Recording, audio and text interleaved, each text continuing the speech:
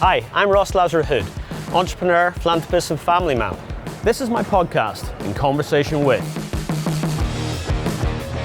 From the boardroom, back to the beginnings, to the present with my guests, talking about business, family and sport. Today we're in North London, Finsbury Park, to meet Collin and James Tyler. These are the founders of Local Beer. This is London's leading revolutionary better for you beer. Now I can't wait to taste it. I can't wait to actually hear the journey. So let's go and meet the guys.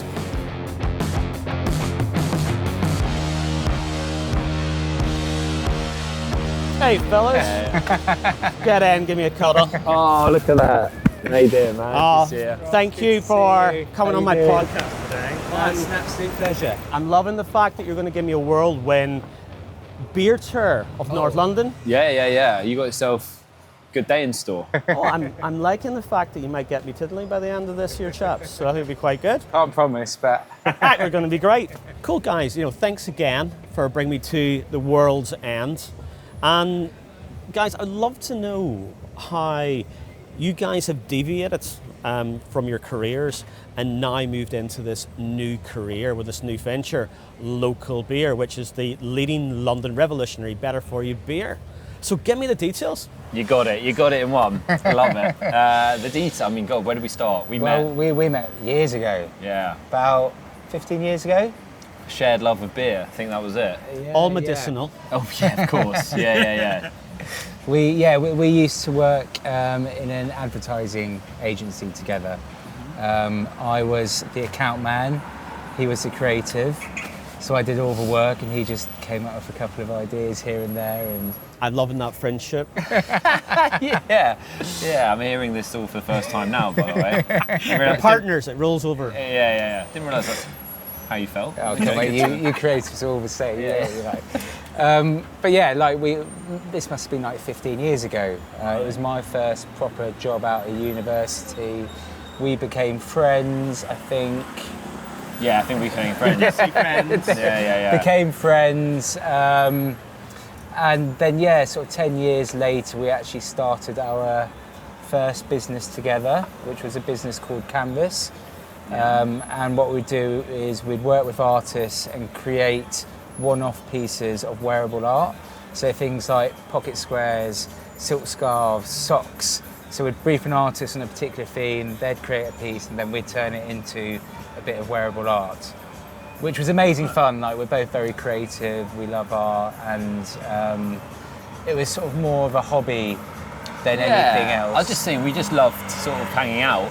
And we thought, how can we do this and get a bit of money off the back of it? So it was a side hustle, but we just wanted to be entrepreneurial, and the idea wasn't as important as the actual actioning of the idea. I suppose the thing is, again, for you guys, it's that decision to work together, not just be mates. You actually saw that there was a connection and a partnership that you could build on your first journey on the entrepreneurial ladder. Yeah, for sure. And it's that first step of just doing it, getting something out there and just trying it.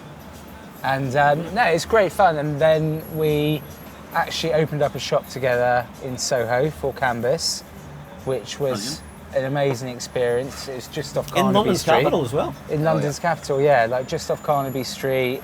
We had this little shop, which again was amazing fun.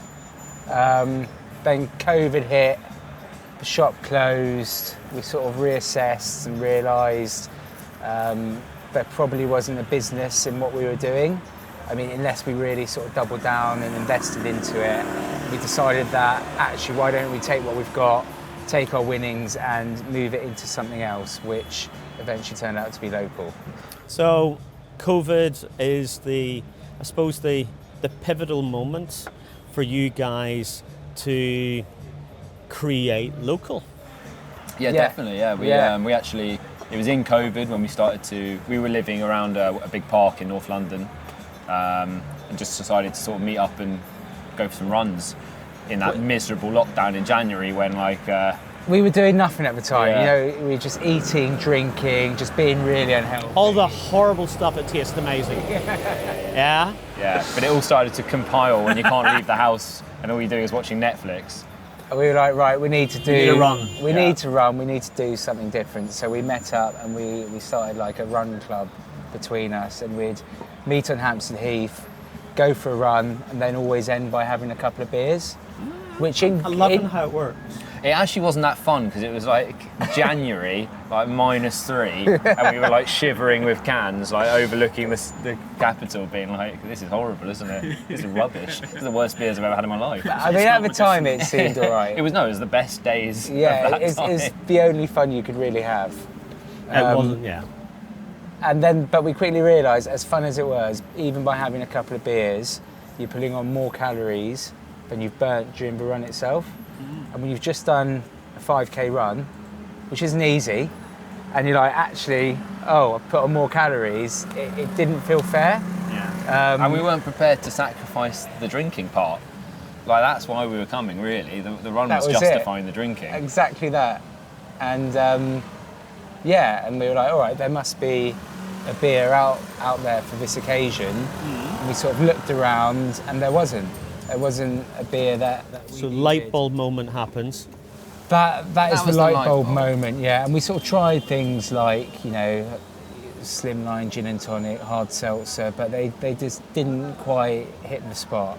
And then that is when James asked the question, where's the Diet Coke beer? And that was sort of like the light bulb moment of, oh, I think there might actually be a bit of an opportunity out there. And at that point, you guys went and spoke to a couple of breweries, I take it? Yeah. We knew we needed to be a sort of small to mid-sized brewery who could take us on and could give us the time of day, and we wouldn't get lost as a sort of new fledgling business with no money. Yeah. So we worked with a kind of very small brewery who was growing at a rate we were, and their head brewer is a Chemical engineer. I always want to say Like biomedical scientist when I say that, and that's just not what it is at all, is it? We can give that title. Yeah. He's a marine biologist. I don't know what he was doing in the brewery. And so we worked with him very closely. We sort of said, this is what we want. Is there anything that we can use to get to this recipe that we want? Here are some beers that we love. Here's some taste profiles. Here's what we need to be doing calorie-wise, carb-wise, sugar-wise. And so, we worked with him for 18 months. Yeah, it's on that best part of 2 years developing the recipe. So it took you that part of the journey just to get it, Oh yeah, for sure. Because we were developing a low-calorie beer. We knew that people would go into trying that beer with an idea that they'd have to sacrifice some taste or quality because it's low-calorie. So we knew that it had to be like way above their expectations, even better than the normal high-calorie beers that they enjoy. So we knew that it had to be really, really tasty. Really tasty. Oh, we wouldn't have done it otherwise. We love our beer. We needed it to be our number one choice of beer. So we were pretty strict with the taste profile. Threw away a lot of good beer. Yeah. Well, There's some subpar perfectly beer. good beer that we had to throw away because it was good, but not quite good enough. And then I suppose from getting the final inspirational beer that you've now went into, developed, you had the can, you had the design, obviously something with you guys being, brand and creativity is going through. You've been successful of going through the process of co-op, which I don't know if you want to say to everybody that you've got the news that you are now going to be a full-time brand within co-op and the number of branches, and you're maybe on the list, no spoilers if you don't want to, on some other exciting retail spaces you're going to be looking at. I mean, as you'd expect, we're talking to all the major retailers. That's where we want to be. Long-term goals. It's, chipping away, chipping all day, every day. But yeah, that was a huge milestone moment for us to get into co-op on their incubator scheme. Just great to show that there was a space for what we were creating and people wanted it and they could see the benefits. Getting a healthier nudge towards a better product throughout all their ranges, and that not being the case in beer, we're sort of answering something that they need, really. So yeah, that felt like a really big moment for us. Yeah, them sort of buying into us and our proposition was. It was 1 of 6 though.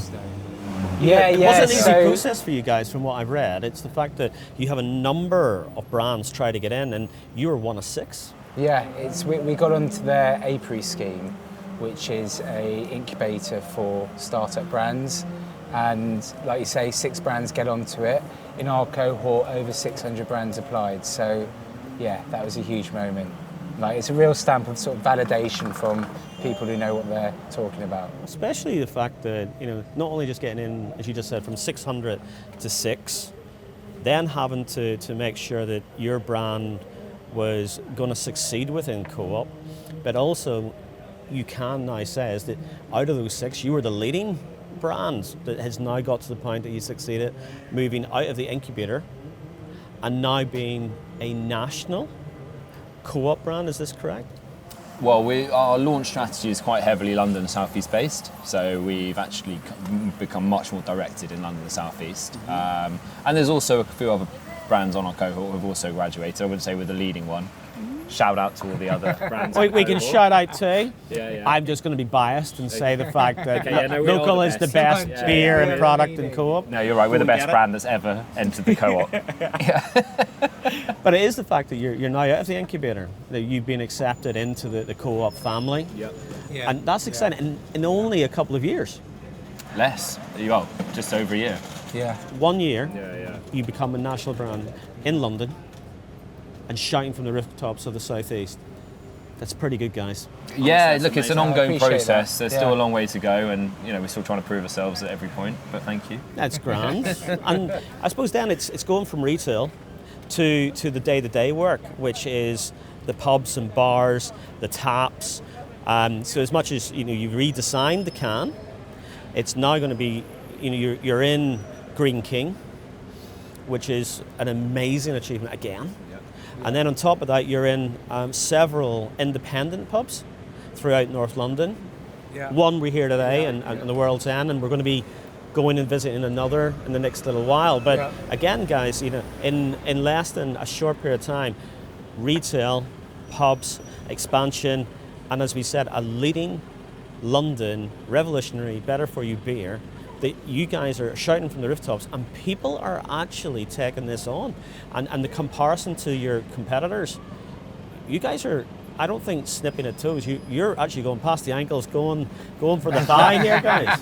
Look, we're so early on in our journey, but we have huge ambitions. We want to be the leading better for you beer in the UK, Europe, the world. Take it one at a time. So we'll start in London.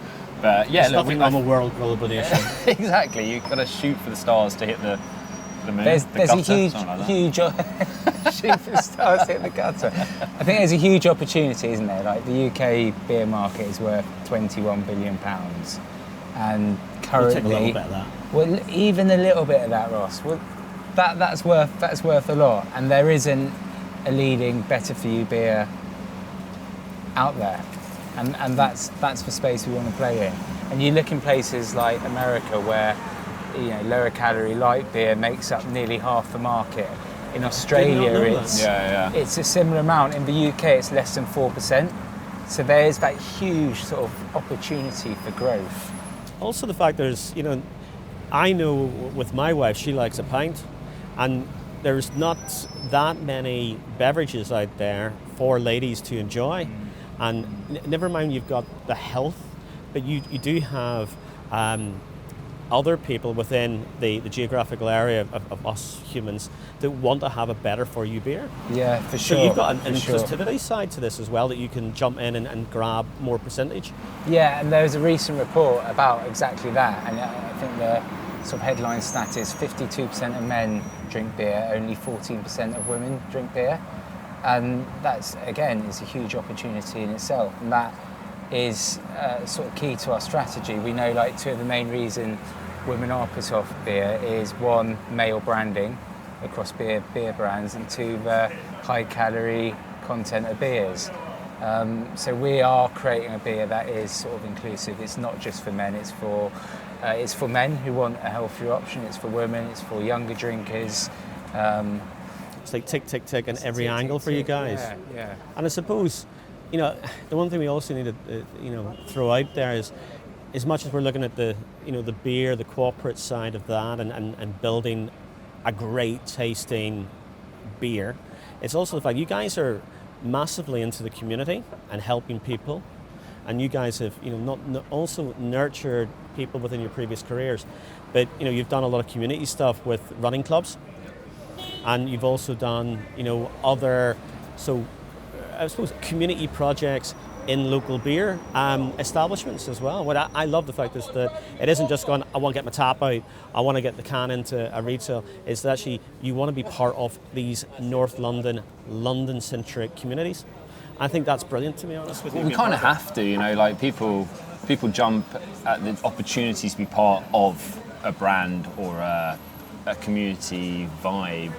What am I talking about? You know what I'm saying. Yeah, exactly. But it is true. You want people to buy into the brand and get excited. And when they're heading out with their mates, they automatically look and go, that's my community of beer. Yeah. And it is, as we say, local.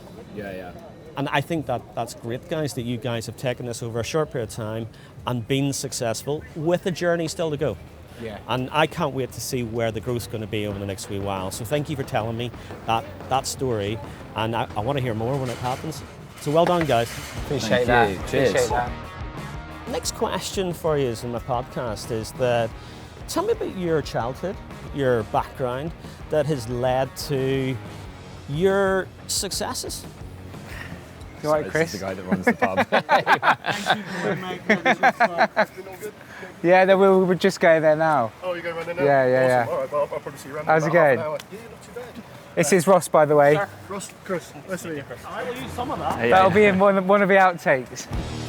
So guys, I suppose the next part of question is, tell me about your childhood, your background that's led to the successes and to today with a new venture as well. You want to take this one, Louis? Yeah, go on then. I guess I've never been very good at being told what to do. Really? Yeah. I'm surprised with that. Yeah, no, I've never really enjoyed it. And yeah, sort of starting your own business and having the freedom to do what you want has always been appealing for me. You'd rather be a wolf than a sheep, as my mum would say. Yeah, just not very good with authority. Always getting in trouble at school. I think, during my childhood, I was always the child who was sort of knocking on doors, cleaning cars. I once got in trouble for selling counterfeit Pokemon cards in the playgrounds. Is that not called opportunistic? I think so. It's called a scam, I think. Con artist. They gave me a detention, but How dare they do that? Not trying to invoke entrepreneurship in a youngster. I think, I guess I've just always had that entrepreneurial spirit about me. And you said, as I said, a wolf, not a sheep, is the fact that you had leadership skills that, again, in youth, and all joking aside, is, I think there's a lot of schools don't take that and nurture when they see that in kids who they might see as trouble and stuff, but actually they've got skills that need to be developed, and those leadership skills should be nurtured, and you had that, and you had entrepreneurship by setting up companies and doing bits and pieces. Yeah. Maybe not on the Pokemon cards. And what about you, James? It's a good question. I'm trying to figure it out now as you're talking. I think, similarly, also I wasn't very sort of okay with authority, but I don't think anyone from my childhood would say I would have gone on to have my own business. I think that's come later, definitely, in my adult life, I would say. I think as a kid, I think you've always liked creating things, right? You've always been a creative. Yeah, always building and creative and art stuff rather than ever academics, which when you're a kid growing up, I think that's how you get sort of judged and weighed and measured, right? So I think that, when you're assessed that way, I think you kind of put yourself in a box a bit. So I think I definitely had that, but I think, do you know what? I've just realised what it is. Go. Like delusion confidence.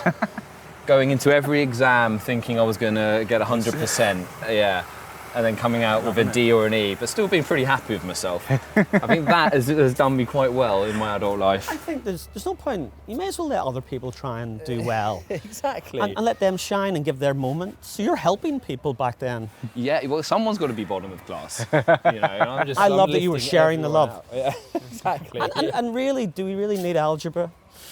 Oh, I You haven't used don't, it. Have I you? don't. No, I haven't used it either. So I think you've done okay. Yeah. And local is doing exceptional, to be honest with you. And I suppose for you guys, London, or how come you've ended up in North London? I think for me, like I've always lived in London. So, my family sort of lived down the road. It's where I was brought up, so it's natural for me. To stay and Yeah. within the community that you kind of born and bred there? Exactly. I think then from a business point of view, London is, if you can make it work in London, then you can make it work pretty much anywhere else. Well, yeah, big time, especially it's a multicultural city. We're very blessed to have such amazing opportunities. We talk about America being, the land of the free and entrepreneurial, but actually it's London.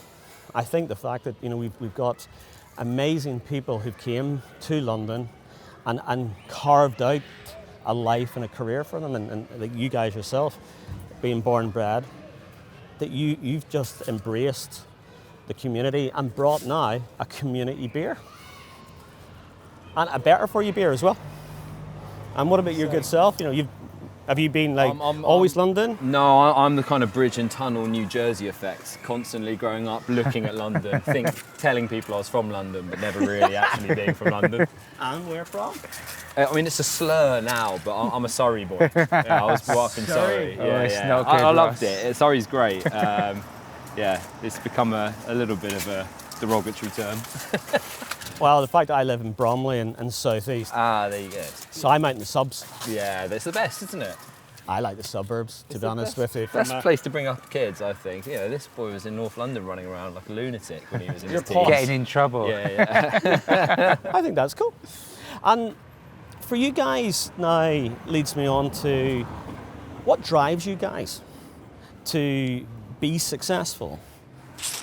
Well, question. I want to build. I like to build. The money, the sort of fame, adulation, success, whatever, is not as important to me as like having a lasting thing that I've built. Whether that's a house, a child, a creative project. Something tangible. Something tangible that can outlive me or my ideas, I guess. That's my thing. I suppose for you guys, and you especially, James, is you now walking into a pub, a retail place and seeing your beer, and that must be crazy. And honestly, it's a great feeling. Has to be, isn't it? It's amazing, but you know what? Seeing somebody pour, Yeah. order one of your pints and seeing it get poured. That's your baby. That's my baby. Yeah. It's as good as it gets. It's amazing how quickly the goalposts change, though. You see that once, you want more. You get more hungry for more new things. Well, isn't that the fact of an entrepreneurial success? And that is a story and a journey that you're going into it, and that's the hunger that you want to keep going for. Yeah, we have to remind ourselves to keep celebrating the small wins when they happen.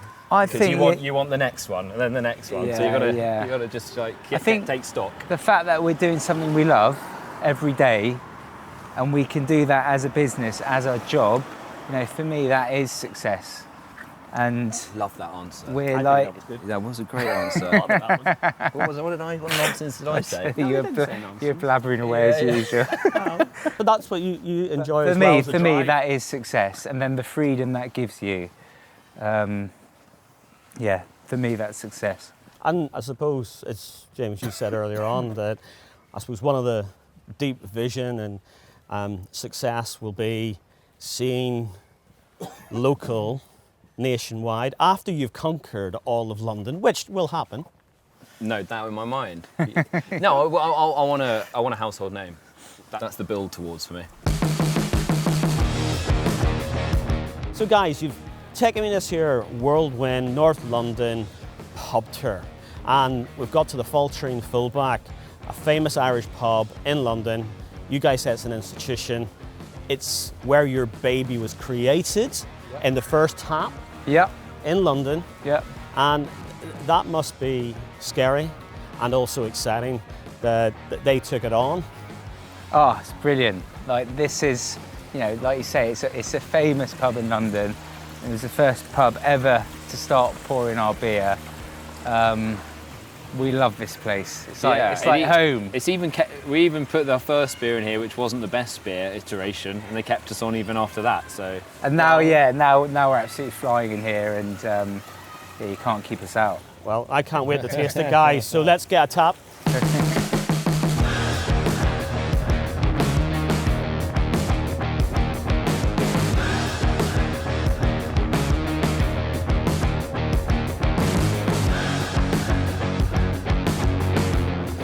So guys, Sluncher. Hey, welcome to the fullback, one of our favourites. I'm looking forward to tasting this. Okay, that was thoughts. nice and refreshing. I think that's going to be massively. It is cloudy, but it's light. Light and cloudy. It's great taste, guys. And honestly, well done. Thanks, man. Again, Appreciate it. Sluncher, cheers, guys. And thank you for bringing me here today. So this is the fun fact. This is the Spanish Inquisition, or as I say, the daft questions, guys. I think I'm ready. You sure? Yeah, I Quick think fire? so. I think so. Drum roll. Who is your 3 inspirational heroes, guys? I'm going to go for James first. Go first. Oh, God, it's such a tough question. I don't love to answer that, honestly. Like, inspirational heroes, they change all the time, and, you know, they die and then you find out they had some terrible stuff they were up to, so you don't want to put in all your hopes on one person, do you? I can't bring them anywhere. Yeah, sorry. Who do I find inspirational? Me. Obviously, yeah. Right, you, Ross. Louis. Yeah, and myself. There's 3 heroes then, isn't it, going through now? Yeah, that works. That plays. I guess I would love to be an artist, an illustrator, cartoonist, satirical art, so anyone like that. I love sort of funny picture book writers is sort of who I'm jealous of. Like, Well, you say that. I've heard by a little mouse that you have got a kids book. yeah, lovely Lincoln. I just wanted to talk about myself there. I do have a kids book, yeah, a couple. Published? Yeah. 2 published ones. I've got another one hopefully coming out next year. Exciting. But I don't do the illustrations on them. I just concept them and sketch them out, and then I get brilliant illustrators to do them. But I would love to be able to do both. That would be. I love the fact you've got a side hustle, and it's kid books. I think that's great. As a father myself, I actually really enjoy reading kids books. I think they're best when they're for the adults. So that's what I'm trying to do, is bring a bit of that in. I would love to be a film writer, but I'm not. You never know where a kid's book's going to go. Exactly, yeah. David Williams did it, so you never know where it's going to pick up. And what about you, Louis? 3 inspirational people. Got to go with my mum. Oh, I have to. That's so sweet. She's just a bit of a legend. As an Arsenal fan, big Arsenal fan, and we're in an Arsenal pub. Mikel Arteta, our current manager, he's transformed the club. He's transformed the fans, everything, the community. But what he's done is absolutely incredible. You don't really care about Arsenal that much, do you? No. Okay.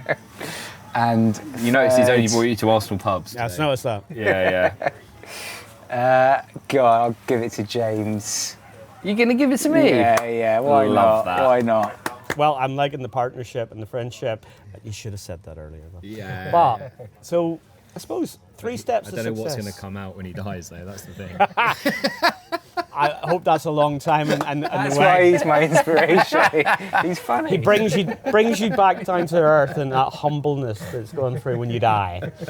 But I'm looking forward to this journey more, to be honest with you. So, guys, can you give me 3 steps to success that you would give other budding entrepreneurs or those who are ready to take the leap to become a business owner, an entrepreneur, or looking for a promotion? Should I start on this Yeah, one? you start. I think, like, first of all, sort of work out what success is to you. Is it making a shit ton of money? Is it,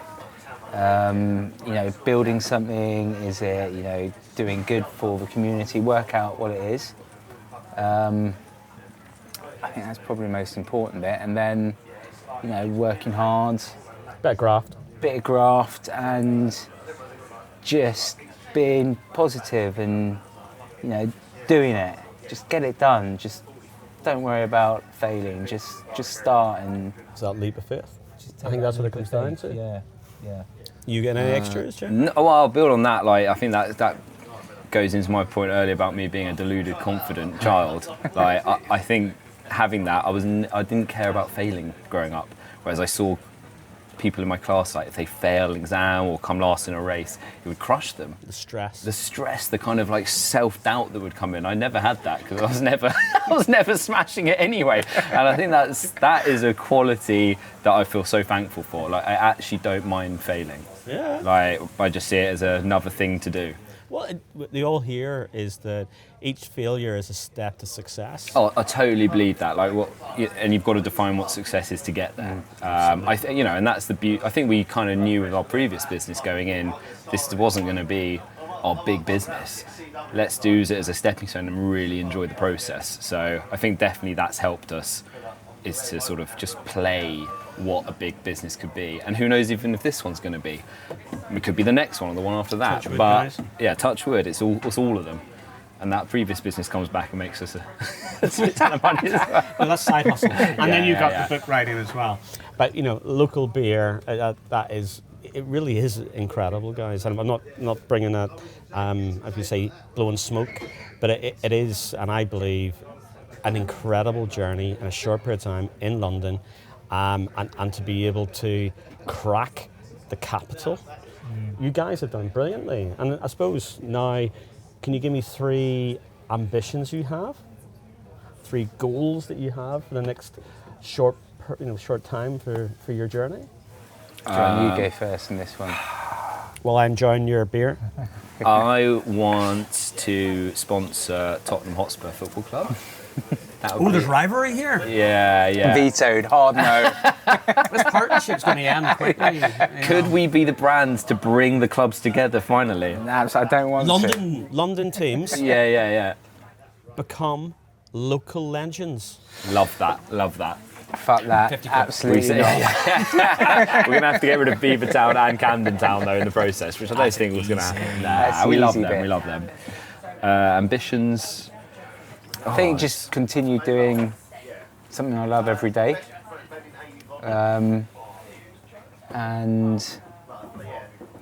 then just sort of like having the freedom to Create, I suppose. create and sort of decide what you want to do next.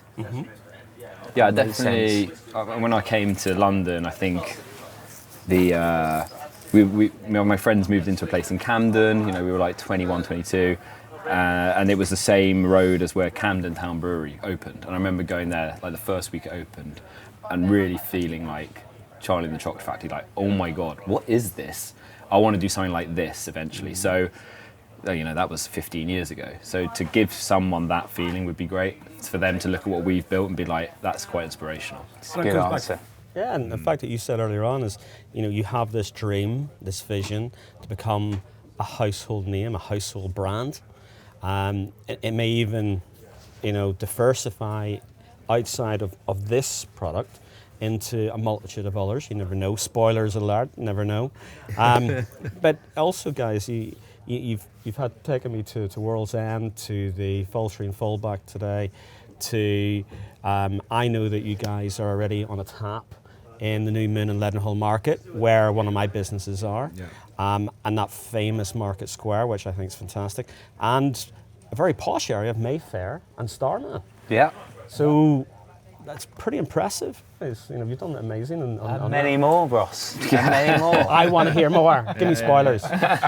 No, I think it's cracker. And to get a bit more fun is, can you give me 3 foods that you like? Go on. Pizza number 1. Love Everyone loves a pizza. dirty Domino's, especially after a few locals. Doesn't get any better than that. Like in it too, and No, go on, you go. Oh, I was just gonna. When you say foods, it's always quite hard because you say pasta, it's like, yeah, but what pasta? So I'm gonna go with 3 tastes that I love, and I try and put on everything. Caramelized red onions, balsamic vinegar. okay. I don't have a third, but I'm gonna go with I can make it up. bread and like olive oil and dips. That's what I love. That's what I really love. If I could just have bread and dips. Bread? forever. Hummus. Yeah, hummus. Any dip. You can throw me any dip, and I'll put it on. Yeah, right. So I'm going to go Lebanese. Ooh. Like hummus, pickles, All the yogurts. yogurts, like kebabs. Love that. And I can see you're getting hungry. yeah, I'm actually, they've got a really good Thai restaurant here as well. But I'm going to go sushi. Italian, sushi. Italian, Lebanese, and sushi. I love Happy sushi man. and sashimi. My wife being Malaysian, we do a lot of Asian food, and you can get all you can eat for 10 quid in Malaysia for sushi. Oh. You should come. I will. with I that. will. Heavy cracker. And they didn't invite me then, but I'm definitely coming. You're a Tottenham Hotspur fan. Yeah, sorry, apologies. Don't say it too loud in here. So I suppose that leads on to, where would be 3 holiday destinations that either you've been that you adored or you aspire to go to? Oh, good question. So for me, Lake District. Ooh, nice. I think Basically, our family have been going there every year for the last 30 years. We go to the same cottage in the Lake District. So that's like a second home for me. Philippines, I went to once, and that was an unbelievable, amazing food and like unbelievable place. people are lovely. And everyone's so nice. And New York, been there a few times. It's actually where I was born. Yep. I didn't know Fun this. fact. And do you have an American passport? I do have an American passport as well. So you're a spy then? Yeah. You've got British and American? Yeah. It's okay. But yeah, no, I love going to New York. Would you like to have a local tap in one of the New York pubs? Why just one? Yeah. Why stop there? See, I'm liking this global domination. There's something that you're thinking about with ambitions Yeah, too. And what about you? like that. Where my favorite? I mean, the first one that comes. Well, actually, first two that come to mind are like just total culture shocks. You land and you experience the culture, and it's like nothing I've experienced growing up, which was India was one. I love India. Yeah, like really erratic place to travel. From one day, it's like the most magical experience, and the other day you're so frustrated. Where have you been? We went all over. We did like Udaipur, Jaipur, Delhi, came down for Accra, down to Goa and Golconda, then back up to what's the other capital? Big one. You got Mumbai. Yes, that's the one. Yeah. I'm not done. I've only done the commercial. I've done Goa twice, and I've done Kerala twice, and I love the fact that you fly into, as I've always said, you fly into Kovalam, and then you go into Trivandrum, and you've got the Kerala beach, and I love, actually talking about beer, is that they serve the beer in cracked teapots or wrapped up in newspaper to the side because it's illegal for tourists to get drunk because all the riptides in the sea and stuff. Bit of a fact for you, so you don't need to know. But hey, I love India. Yeah, if you go back, I went to this place that's just like stuck out in my mind. So it's called Varanasi, and it's like on the Ganges, and one side is totally empty salt flats of the river, and then the other side is like this magical, just like palatial city where it's the most holy site in India, I believe. So they bring all the dead there to pass blessings. on. But it's just full of sort of burning bodies and people holding like funerals. I just found it just like magical. It was unbelievable. Never been anywhere like it. What's the fact that, as we all know, and not being morbid, it's a celebration of life, and it's a celebration of your loved ones, and it's taking them to their next journey. Yeah. So I think it's great, and India does celebrate that, and from the beginning to the end of life, they take it and celebrate it, and I think that's something which is beautiful. So last question is, I suppose, I'm going to wrap this into two. One is, how many hours do you work a day, and how do you try to relax? He doesn't work many. Again, I'm going to sup my pint and let you guys have this debate. Hey, look, when you run your own business, you're working every hour and you're not working any hour. But you're enjoying it, so it's not work. Exactly, that's the one. No, that was defending your mean. partner, That by the was way. mean. I didn't mean that.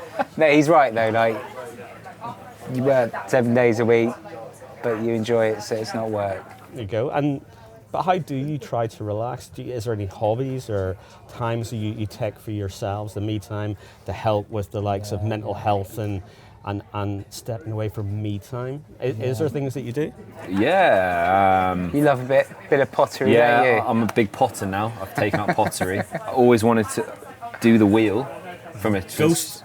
Exactly, probably saw it in Ghost and wanted to do Patrick it. Swayze, loving it. But I always thought that was fascinating. There's a remake happening. You go for it. I'm not into remakes. I think they're a travesty. Have you seen a good remake?